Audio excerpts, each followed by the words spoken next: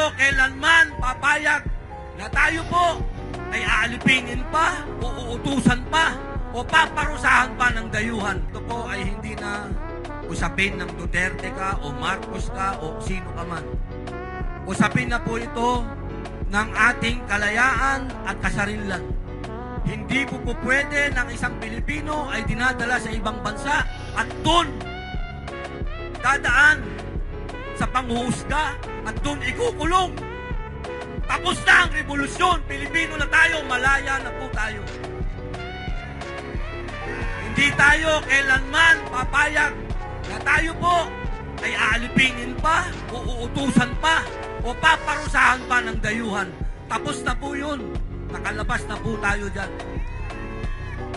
Kaya mga mahal kong kababayan, bilang Pilipino, bring him home! Bring him